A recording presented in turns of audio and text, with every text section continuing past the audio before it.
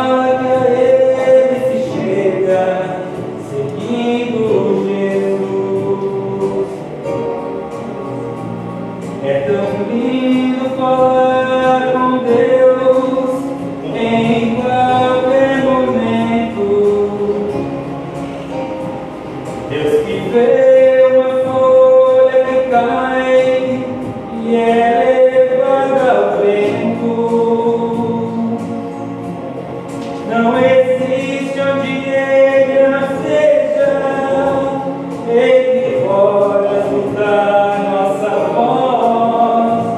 Deus no céu, Deus na terra, onde seja, está dentro de nós. Quanta paz, quanta luz. Deus nos ouve, nos mostra o caminho que a Ele conduz. Deus é Pai, Deus é luz.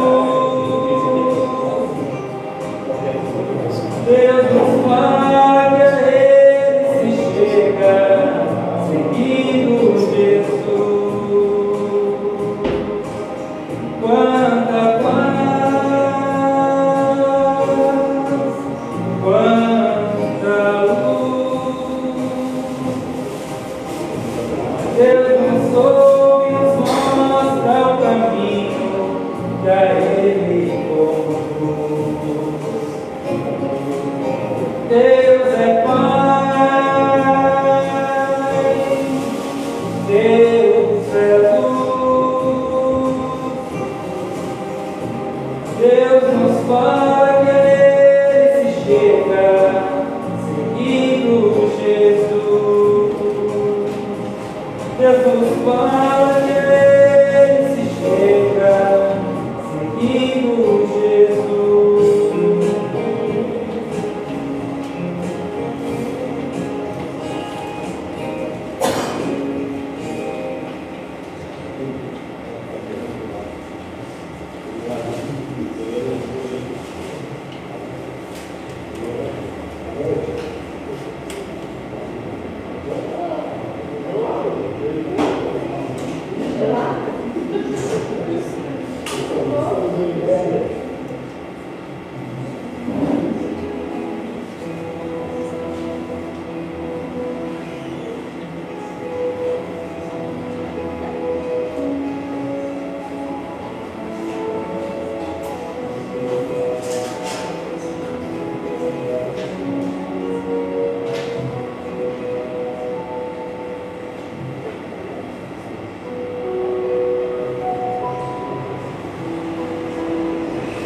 Pequenina centelha, uma chama luminosa,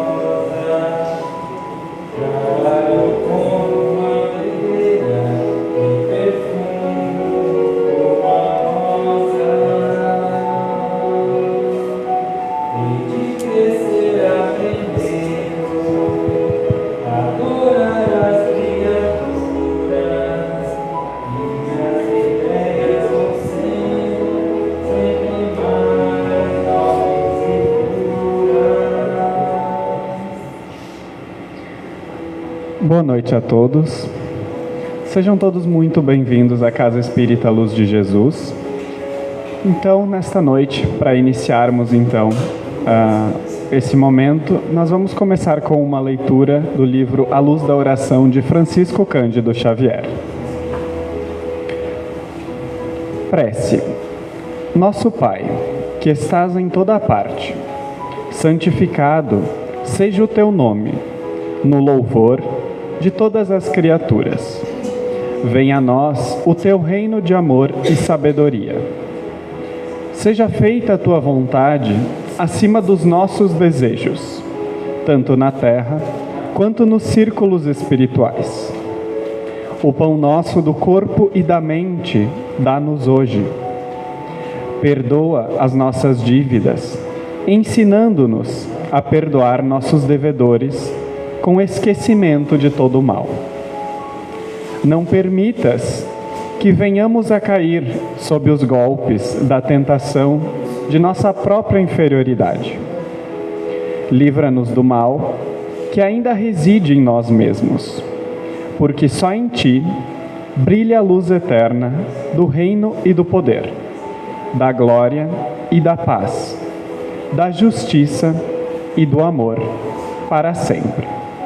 Que assim seja.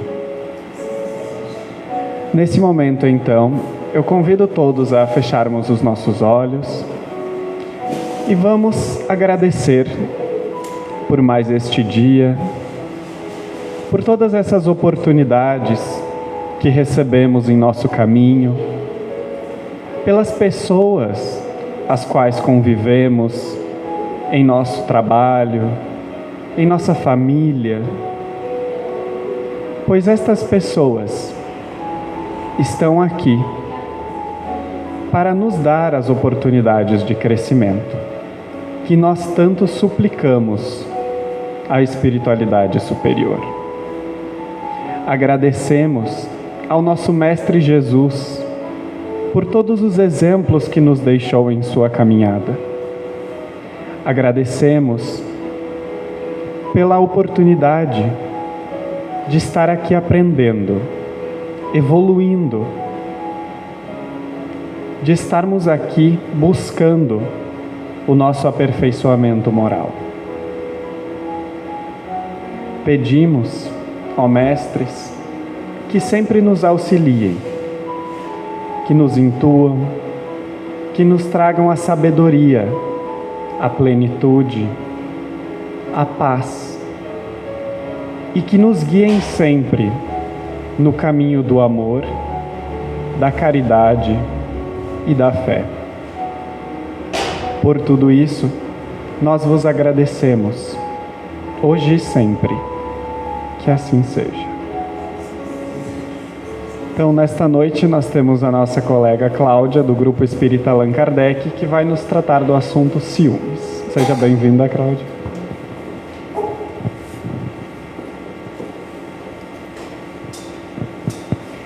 Meu boa noite a todos. Mais uma vez eu agradeço o convite aqui da Luz de Jesus para que a gente pudesse estar aqui compartilhando mais uma vez algumas reflexões acerca dessa doutrina que é tão maravilhosa e que nos traz sempre um aprendizado muito significativo na nossa rotina, do nosso dia a dia.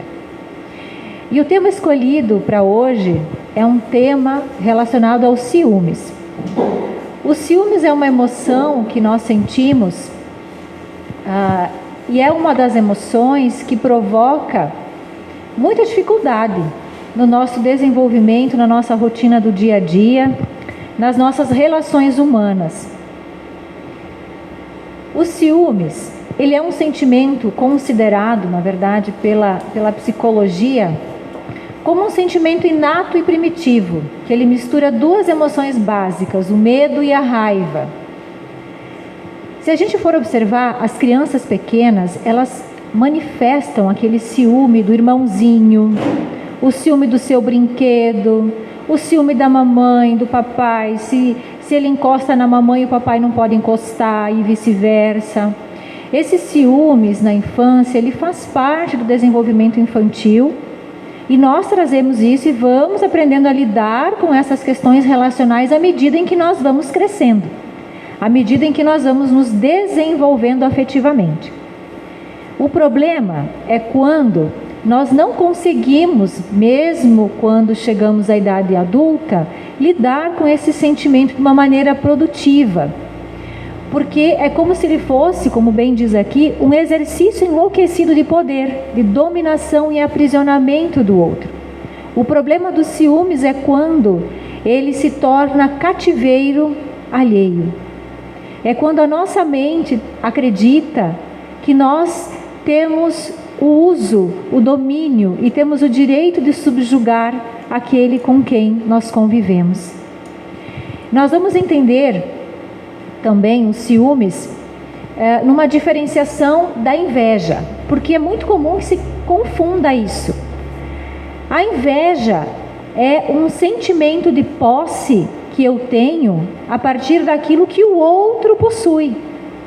Pode ser um bem material que o outro possui, pode ser um carro, pode ser uma casa, pode ser um terreno, pode ser uma condição financeira, pode ser o emprego do outro, pode ser o esposo da outra ou a esposa do outro, enfim. Pode ser uma condição afetiva. Então a inveja é a cobiça, é um sentimento de posse, de desejo de possuir aquilo que o outro tem. E a inveja é esse sentimento de posse em relação a algo ou a alguém que eu acredito que eu possuo. Então é um sentimento mais relacionado àquilo que eu creio que tenho. Por isso que o ciumento, ele nunca se sente valorizado o suficiente. Porque à medida em que ele olha para outra pessoa e vê nela a figura que ele acredita que é sua, ele olha para si também e ele pensa: o que será que eu tenho para que essa pessoa goste de mim? Eu não tenho nada, eu não sou nada. Então como que essa pessoa vai ficar comigo? Eu preciso obrigá-la a ficar comigo. Então é mais ou menos um sentimento relacionado à posse. Mas principalmente na raiz dele, a gente vai ver mais adiante, estão relacionadas emoções de profunda insegurança e baixa autoestima. Dentro da doutrina espírita, a gente fala muito de dois geradores dos defeitos humanos. É como se fossem duas raízes. E são duas questões que nós levaremos muito tempo e provavelmente muitas encarnações para aprender a nos livrar desses dois defeitos, que é o egoísmo e o orgulho. E os ciúmes, se nós formos olhar bem, ele é um filho do egoísmo. Porque o egoísmo é querer tudo para mim. Tudo é meu, não divido nada, tudo me pertence. E os ciúmes, de certa forma, não deixa de ser uma emoção aonde você acaba roubando a liberdade do outro, aprisionando essa outra pessoa dentro daquilo que você considera como seu, como sua propriedade. No Livro dos Espíritos, na questão 933, Kardec traz uma reflexão muito interessante sobre inveja e ciúmes. Então ele diz o seguinte: felizes os que desconhecem esses dois vermes roedores. Para aquele que a inveja e o ciúme atacam, não há calma nem repouso possíveis. À sua frente, como fantasmas que não lhe dão tréguas e o perseguem até durante o sono, se levantam o objeto de sua cobiça, do seu ódio, do seu despeito. O invejoso e o ciumento vivem ardendo em contínua febre. Será essa uma situação desejável e não compreendeis que, com suas paixões, o homem cria para si tormentos voluntários, tornando-se a terra verdadeiro inferno.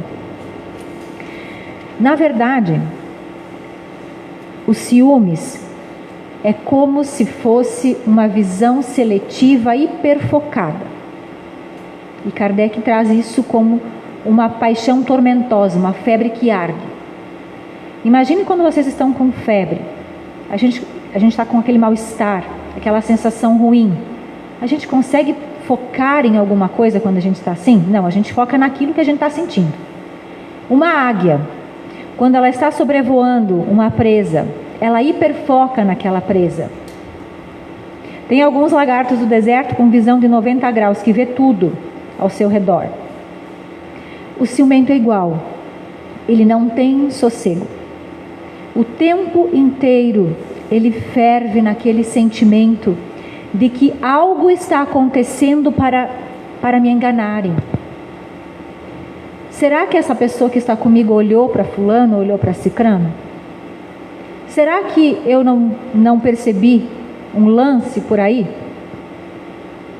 Então é como se ele ardesse numa constante aflição que desespera essa alma e faz com que ele extravase isso. Ele hiperfoca, ele se torna compulsivo, o pensamento dele fica obsessivo. E quando eu digo obsessivo é no sentido psicológico mesmo, ele não para de pensar nisso. A mente dele, como eu disse, na visão de lagarto, vê tudo, e a visão de águia vê absolutamente tudo aquilo que pode indicar uma ameaça. Então ele é realmente um ser que sofre muito e necessita de muito cuidado e de muita atenção, de muita reforma íntima.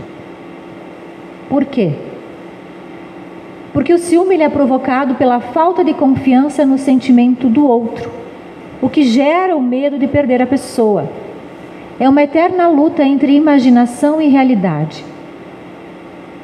Às vezes, aquilo que gera o ciúme no ciumento é mera fantasia. Não está baseado em uma situação real. É algo da imaginação. A pessoa supõe, ela imagina, mas ela não tem nada de concreto. Mas ela procura, continua procurando. E por quê? Porque ela não confia no outro. Mas por que ela não confia no outro? Porque ela não confia em si, em primeiro lugar. E aí a gente diz, né? Não tenho medo, não tenho ciúme, só não gosto de dividir o que é meu. Não gosto de dividir o que é meu. Mas, gente, o que é nosso? Pensem. Nem esse corpo é nosso, ele está nosso. Quando nós desencarnarmos, nós deixaremos esse corpo que tão bem nos serviu, uma encarnação inteira, deixaremos até ele para trás. Nós deixaremos os nossos objetos, nós deixaremos o nosso celular, nós deixaremos nossas roupas, os sapatos, as bolsas, o carro, deixaremos o computador, o nosso trabalho, nós deixaremos para trás, deixaremos a casa, os nossos animais de estimação, nada é nosso. Ninguém leva para o túmulo a escritura da casa, não leva. Porque nada nos pertence. Então, eu não gosto de dividir o que é meu, mas o que é seu? Você está filho, você não é filho. Dentro da doutrina espírita, a gente sabe que a gente transita por papéis diferentes em diferentes reencarnações. Então, nesta, nós estamos filho de fulano e fulana. Nós estamos esposo ou esposa daquela pessoa. Nós estamos pais ou mães daquelas criaturinhas. Nós estamos irmãos de fulano. Estamos colegas. São papéis transitórios. Então nada nos pertence. Nem os papéis que nós representamos. O que nos pertence de fato então? Dentro da vida que a gente leva. O que a gente leva daqui?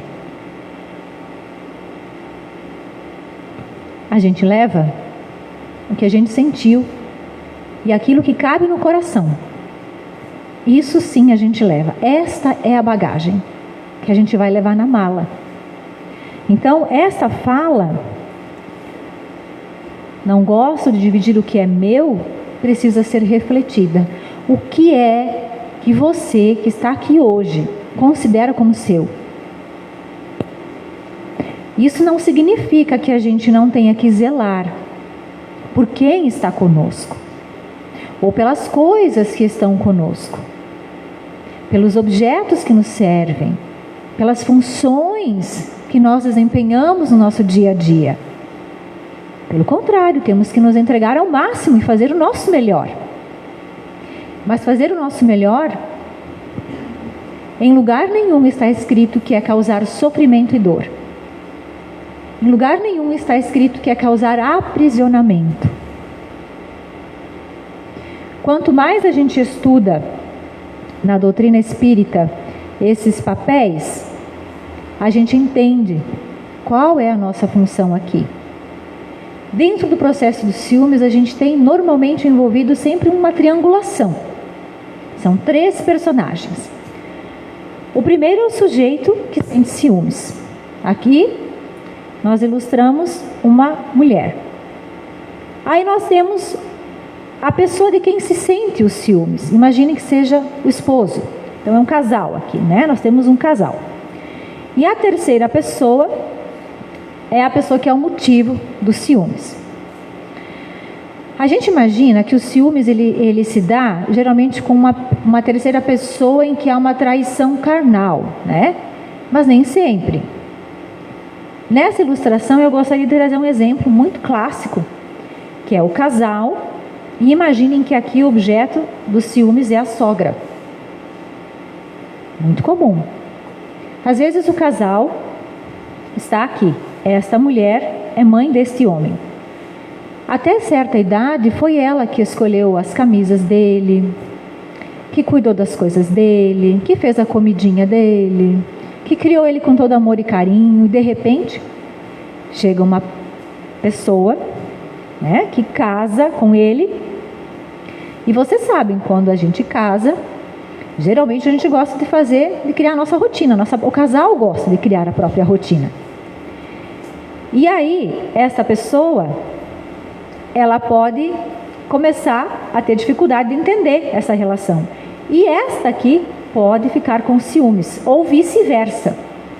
Então, os ciúmes, ele nada mais é do que um total desconhecimento dos papéis que deveriam ser exercidos aí, nesta relação. A inversão de papéis, quando você não consegue entender e tomar posse do teu papel, não do outro, mas da tua atividade a ser desempenhada ali nessa relação. Quando você se perde disso, você vai ter dificuldades de entender o amor como um sentimento maior, um sentimento que ele pode ser multiplicado, ampliado. Não precisa ficar restrito. Né? O amor de mãe é um amor diferente do amor da esposa. Então, são amores que se somam, não deveriam disputar. Por isso a importância de você saber o papel que exerce. Ainda falando sobre ciúmes, continuando, existe o ciúme normal e o patológico. O normal foi colocado aqui entre aspas. Por quê? Porque dentro da doutrina espírita existe uma premissa de que todo tipo de ciúmes, ele é nocivo. Não existe uma dose adequada de ciúmes. Né? Já na psicologia se pensa que o ciúmes, ele faz parte e ele inclusive faz parte do desenvolvimento humano, como a gente já trabalhou, já falou lá no início. Mas, para a doutrina espírita, para nós espíritas, o ciúme, ele pode ser, então, aceitável, ele pode ser não prejudicial, vamos usar essa expressão. Quando? Quando ele é transitório, quando ele acontece dentro de um período curto de tempo e ele é baseado em fatos. Por exemplo, de fato aconteceu alguma coisa que gerou um ciúme. Existem ali situações, por exemplo, de traição real. Então, existe um motivo. Existiram evidências. Isso foi transitório, isso passou. Mas existe o desejo de preservar o relacionamento. Então, é um medo da perda, mas na intenção de preservar a relação, sem aprisionar outra pessoa. Discute-se, senta-se, conversa-se, o casal resolve e supera. Mas quando existe o patológico, ele é muito mais complexo. Por exemplo, no ciúme patológico, existe como se fosse uma paranoia, existe uma ideia de que a pessoa está o tempo todo tentando te trair. E é destes ciúmes que a gente vai tratar muito nessa noite. Porque é estes ciúmes que nós precisamos ficar atentos. E por mais que a gente ache que isso está distante da gente, não está. Está muito mais presente nas relações humanas do que a gente imagina. É os ciúmes de coisas que não são possíveis de ser controladas, como por exemplo, elas são coisas que são nossas. Vamos imaginar que sejam objetos, roupas, como eu falei antes, não empresto para ninguém. Um calçado, não empresto para ninguém. Ficou velho, também não vou doar. É um apego, é uma necessidade de apego. E se for com pessoas, então piorou. Porque o limite para o ciúme patológico, a gente vai ver depois, não tem fim. Para a pessoa que possui esses ciúmes, Se ela trancar o objeto de ciúmes dela dentro de casa, deixar ela fechada numa redoma de vidro sem ver ninguém, ela só vai ver o seu companheiro. Ainda assim o ciumento não vai ficar sossegado. Por quê? Porque ele não vai conseguir controlar o pensamento da outra pessoa. Então o ciumento ele é tão inseguro que ele duvida, pensa e teme até coisas que não existem. Quando eu falo de ciúmes de objetos, a gente pode pensar também assim, existem situações em que tem pessoas que elas estão tão apegadas às suas coisas, elas têm tantos ciúmes das suas coisas, que elas já não convidam os amigos para jantar na sua casa, porque não querem que mexa nas suas coisas. Vai desarrumar, vai mexer nas minhas coisas, não quero que mexa. Né? Tem uma cristaleira bonita, lá cheia de coisas legais, que é a vitrine adorada das crianças. As crianças adoram essas coisas, né? Então tem a avó que não recebe neto em casa, não gosta de receber os seus netinhos, porque os netinhos vão bagunçar, vão mexer nas suas coisas. Então é um exagero nesse apego de ciúmes que faz com que essa pessoa vá afastando as outras, ao invés de aproximar, afasta, dependendo daquilo que é o seu objeto de ciúme. É uma pessoa que fica extremamente ansiosa, porque como que ela se comporta? Ela não tem sossego, como disse Kardec lá, é um febril, continua ardendo em febre, mas ela fiscaliza o celular, se o objeto do ciúme for o outro, for outra pessoa, for um companheiro ou companheira, confere ligações, mensagens, e-mails, lugares, verifica tudo. Agora tem até aqueles aplicativos de rastreamento que você sabe onde a pessoa está, então ela precisa ter certeza, monitora quanto tempo ficou, por que passou 5 minutos e essa pessoa atrasou 5 minutinhos, o que aconteceu com ela? Ela quer saber com quem falou e o que falou, em detalhes. É como se ela estivesse sempre tentando arrancar alguma coisa da outra pessoa, fazer a pessoa entrar em contradição. Quer saber onde esteve, segue, persegue, monitora, desconfia, por que se arruma tanto para sair e assim por diante. Por que você cortou o cabelo? Por que você está passando batom para ir trabalhar? Por que você passa perfume? Não tem necessidade de passar perfume para ir trabalhar. Começa com pequenas coisas, com pequenas implicâncias. Por que usar essa roupa? Por que usar roupa nova? Está querendo chamar a atenção de quem? O que está acontecendo? Então, se alguma coisa não é contada para esta pessoa que tem o ciúme patológico, ela se sente traída. Mas pode ser um fato irrelevante. Olha, encontrei um amigo de escola no sinal, na sinaleira. Dei oi para o fulano, fazia tanto tempo que eu não via. Foi só um oi. Mas para o ciumento já se constrói um cenário de posse dentro dele. Aí a gente tem alguns tipos de ciumentos. Nós temos o queixoso, que ele reclama de absolutamente tudo. Nada nunca está bom o suficiente. É aquela pessoa que diz nunca receber amor. Por mais que o seu companheiro tente lhe agradar, eu costumo dizer que esse queixoso é como se fosse um buraco negro. O infinito não preenche. Nunca está bom. Aí tem o trombudo. Aqui a gente chama, na nossa região, de emburrado. Aquela pessoa que, quando algo não corre do jeito que ele queria, ou quando ele acredita que viu algo, percebeu algo, ou ele imagina algo, ele se fecha. E aí ele faz um voto de silêncio. E esse silêncio, esse emburrado, né, a pessoa fica quieta, é o pior castigo.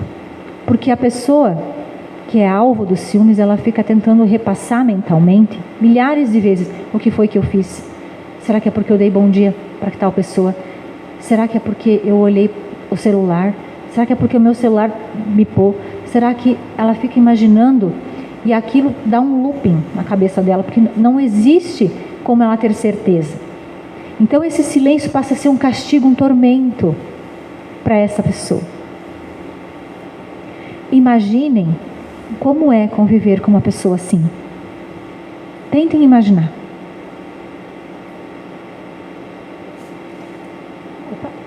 Aí nós temos o recriminante, aquele que vive com o dedo apontado e faz escândalo.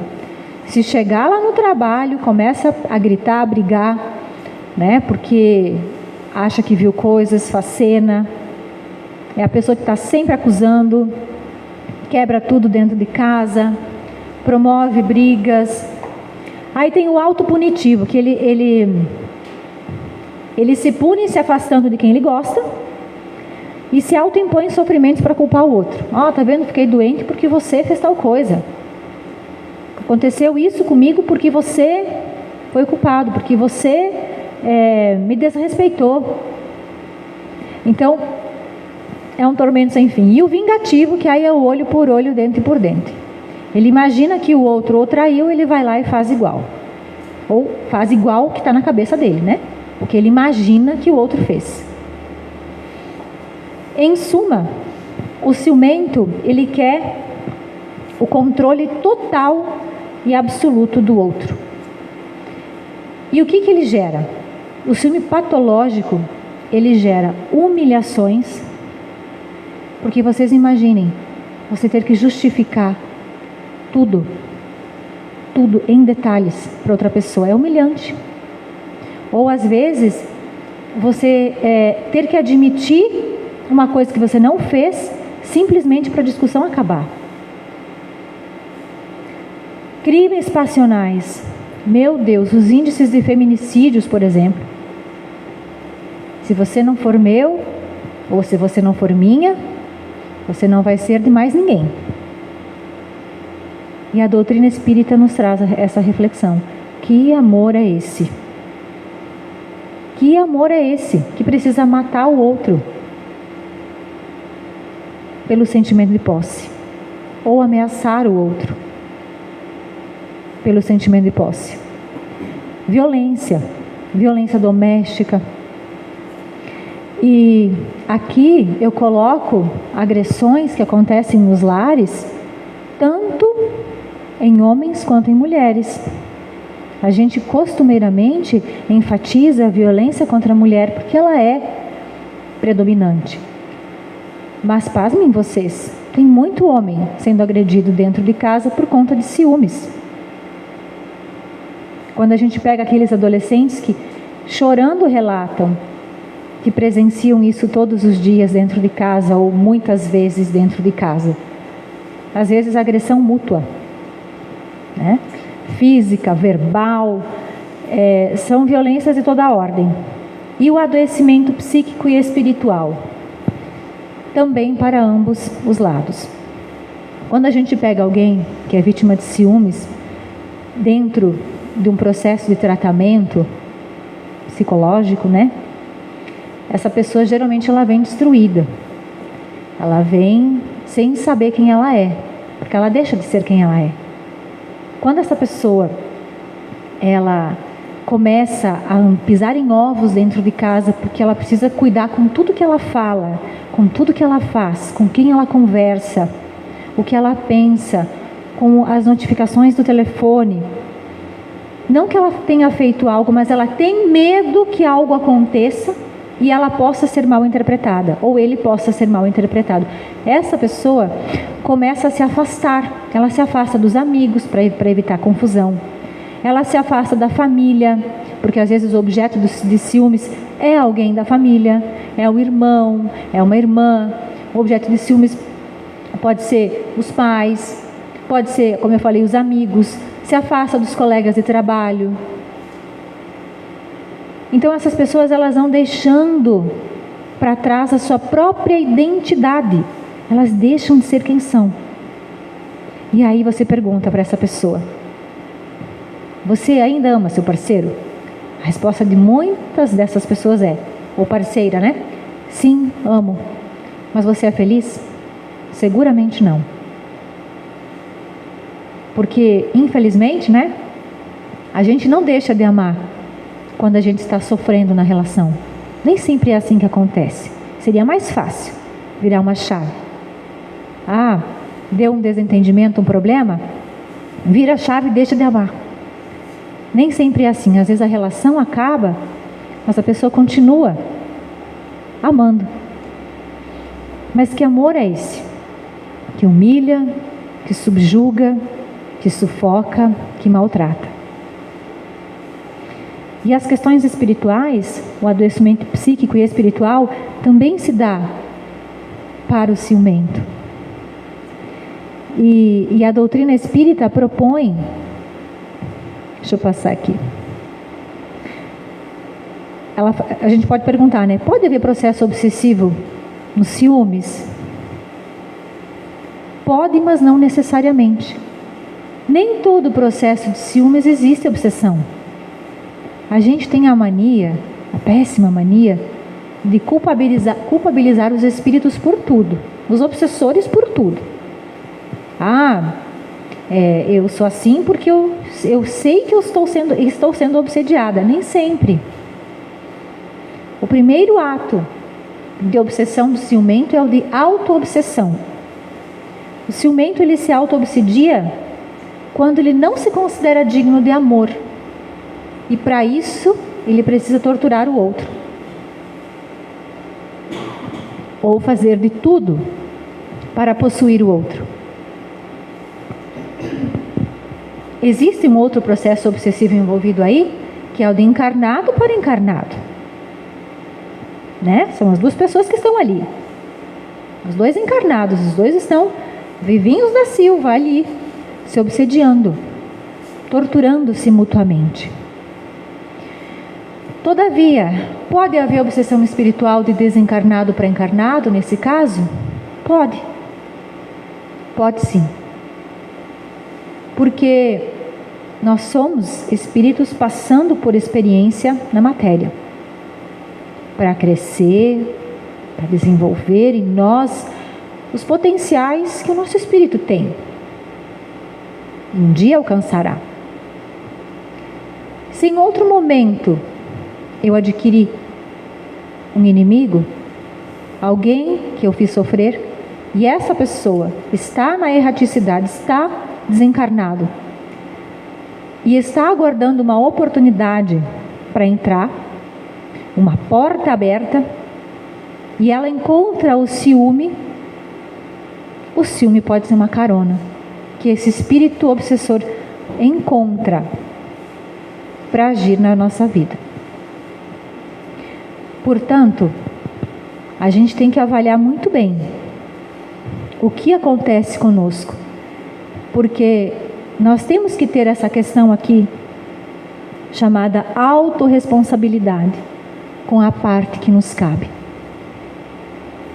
Trazer para nós essa reflexão. Se eu me vejo como um espírito imortal e a pessoa do qual eu tenho ciúmes está comigo nessa existência, não significa que ela estará para sempre. Talvez na próxima ela não estará.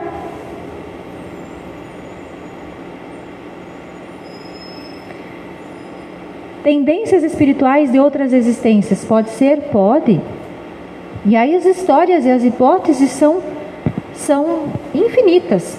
A gente não tem como desenhar um quadro aqui de suposições.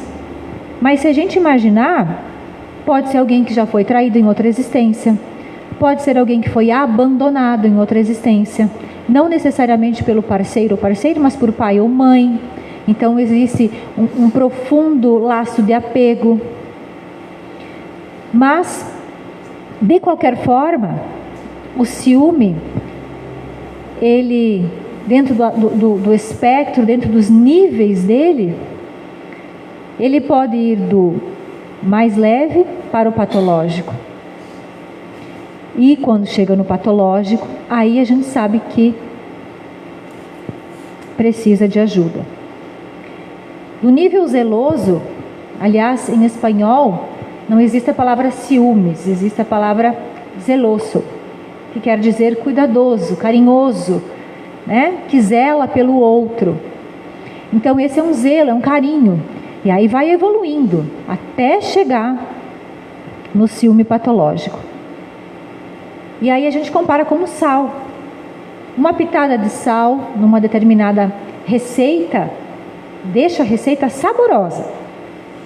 Mas nessa mesma receita, que iria uma pitada de sal, se eu puser um punhado de sal, eu torno essa receita intragável. Não tem como você digerir isso. Então, por que a gente alimenta o ciúme, será?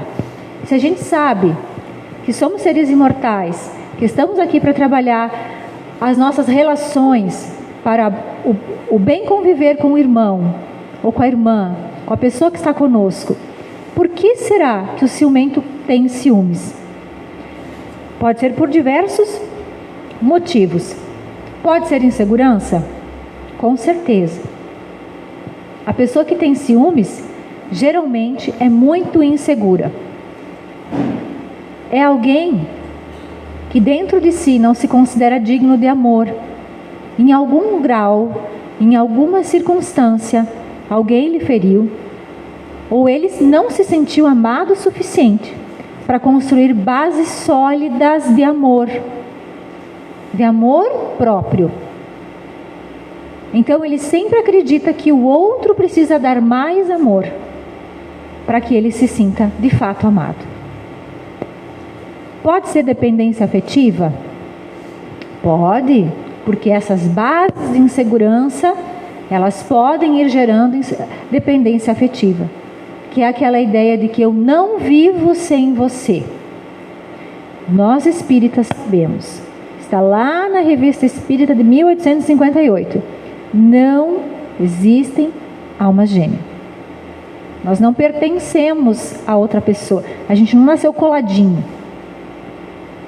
Nós somos espíritos livres, que viemos para nos desenvolver, sim, com algumas pessoas mais próximas a nós, para aprimorarmos os nossos laços, geralmente com pessoas com as quais nós temos que ter acertos de conta, sim, mas dependência e ligação, nesse sentido, não. Mas a dependência afetiva é um fator bem difícil de lidar, que gera muito sofrimento. Imaginem dependência tecnológica ou dependência de alcoólica. Todo o processo de dependência é difícil, porque essa pessoa não consegue se ver separada do seu objeto de dependência. E quando é afetivo, essa pessoa não se vê separada do seu objeto de afeto. Existem mães e pais que não conseguem se sentir longe dos filhos, gerando uma síndrome do ninho vazio quando o filho sai de casa.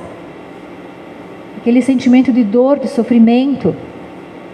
São os apegos que a gente precisa ir trabalhando em nós, porque a gente chega aqui nessa estação da vida sozinhos.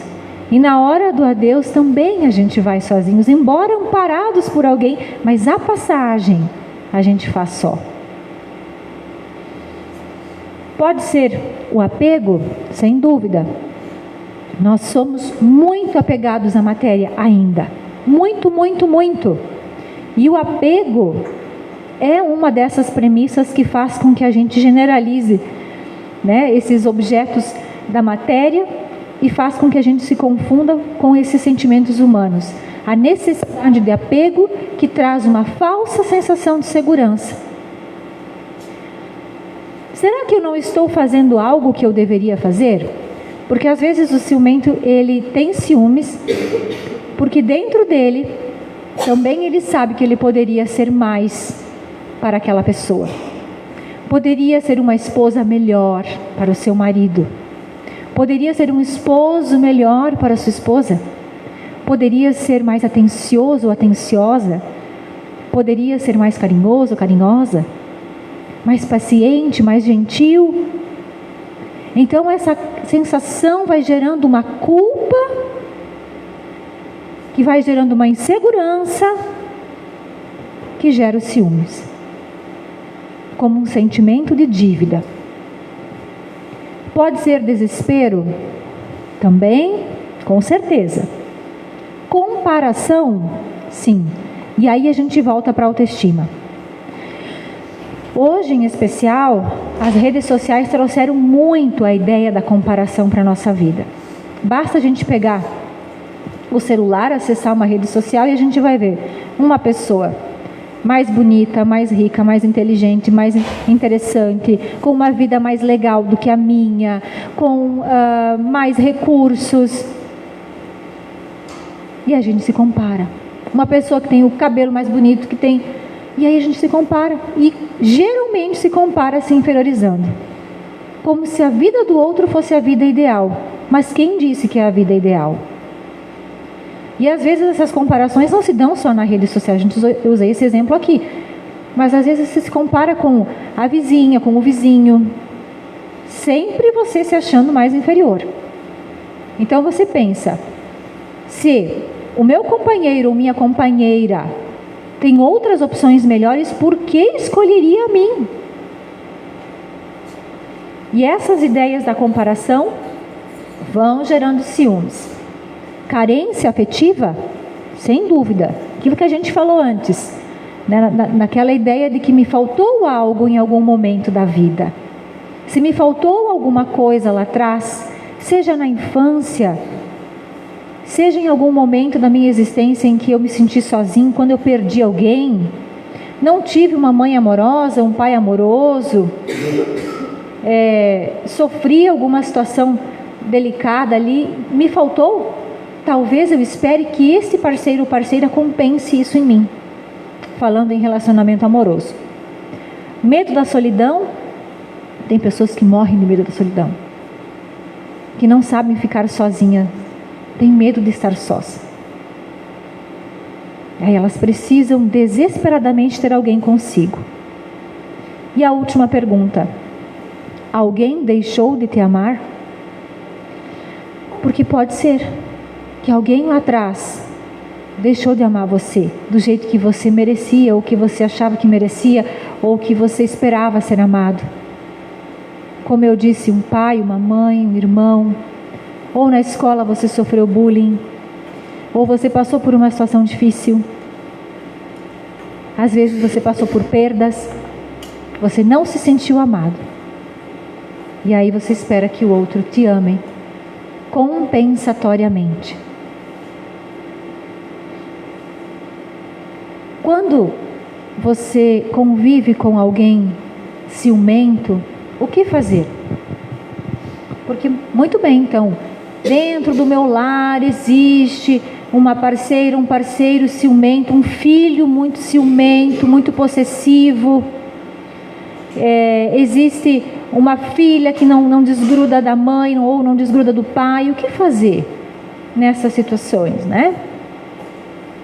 Aprender a colocar limites amorosos, mas colocar limites, colocar para esta pessoa que ninguém é dono de ninguém. Ter as chamadas DRs, né, as discussões de relacionamento, discutir o relacionamento. Eu sei que os homens não gostam muito dessa tal de DR, mas é muito importante que se faça quando necessário, que se tenham essas discussões. Não deixar de ter amigos, família, o trabalho, não abandonar isso. Não perca a sua identidade para se moldar ao mundo do ciumento. Porque, acredite, mesmo que você abandone tudo que você é e todas as pessoas que convivem com você e tudo que você tem, ainda assim não será suficiente.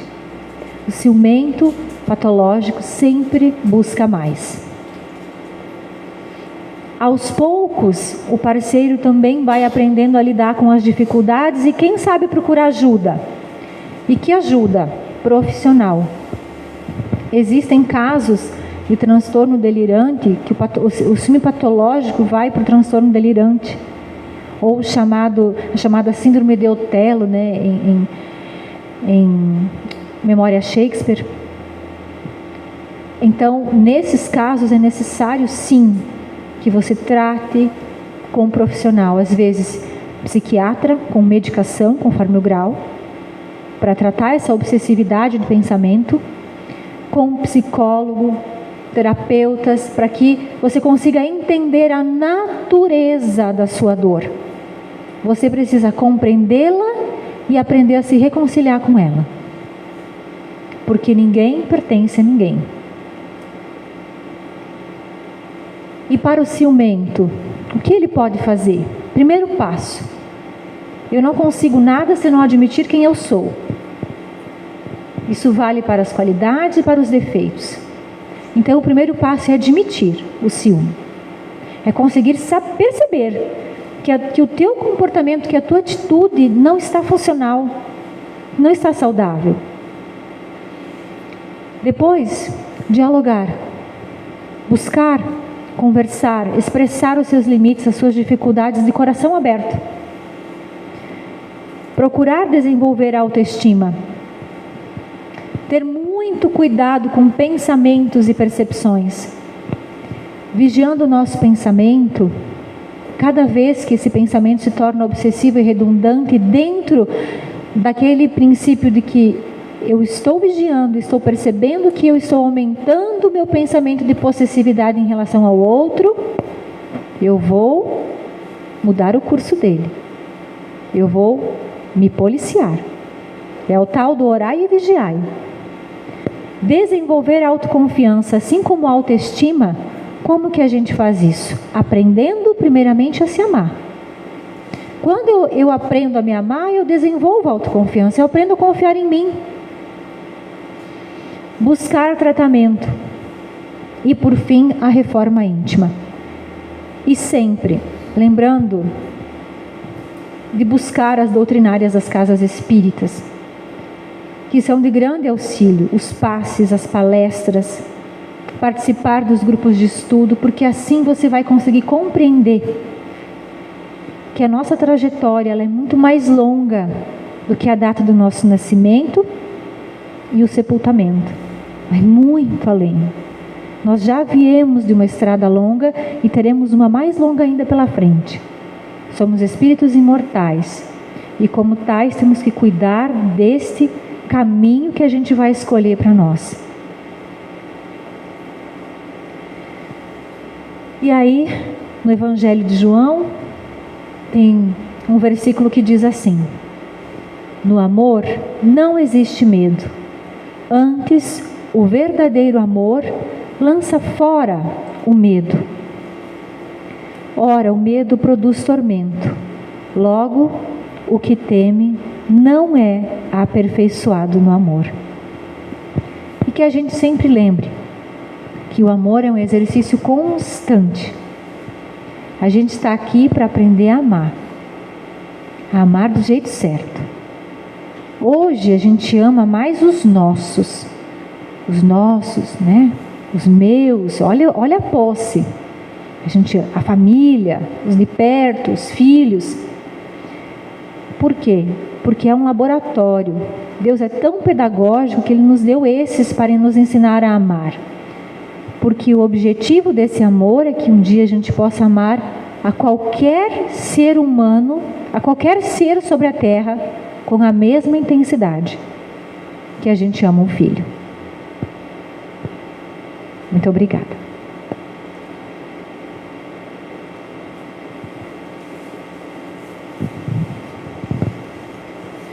Agradecemos então a Cláudia por essa maravilhosa explanação de hoje.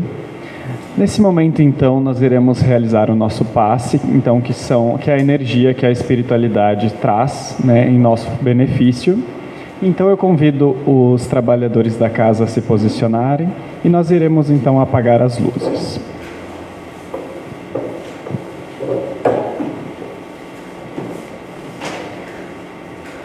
Senhor de infinita bondade, no santuário da oração, marco renovador do teu caminho.